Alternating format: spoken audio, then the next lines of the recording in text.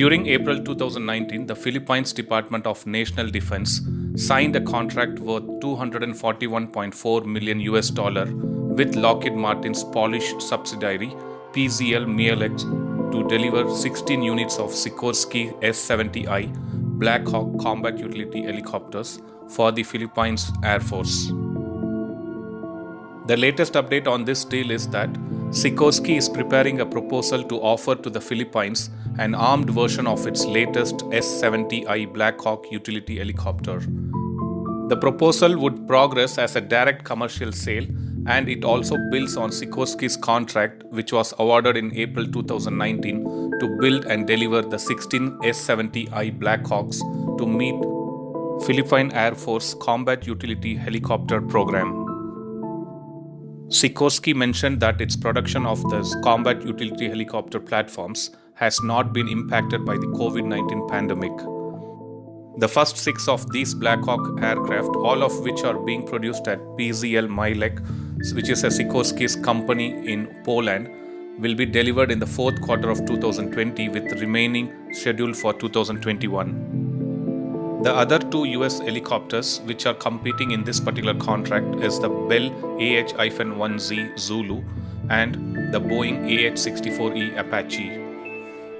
According to the sources, if the Black Hawk gets selected, it could be delivered in June 2022 with the balance in 2023. The armed Black Hawk can carry the same combat load as an Apache helicopter with up to 16 Lockheed Martin's AGM-114 Hellfire air-to-surface missiles, 70 mm rockets which can be guided or unguided, and forward-firing guns. Another attraction is the helmet-based targeting system available for armed Black Hawk offers pilots the ability to engage targets precisely.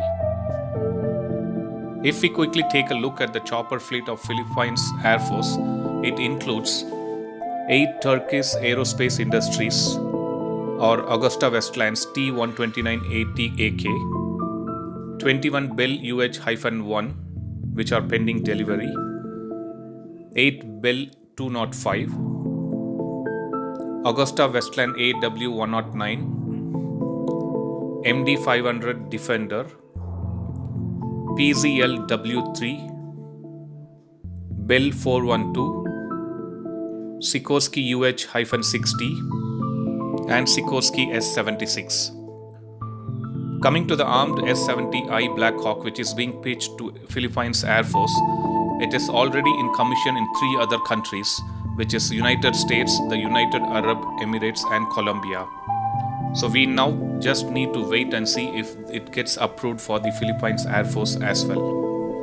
So that was all about the latest happenings in the chopper deal between Philippines Air Force and Sikorsky. Thanks for watching. I'll upload another video with a new defense update or an aviation update. Please do subscribe my channel and hit the bell button next to it, and also feel free to leave a comment in the comment section. Thank you.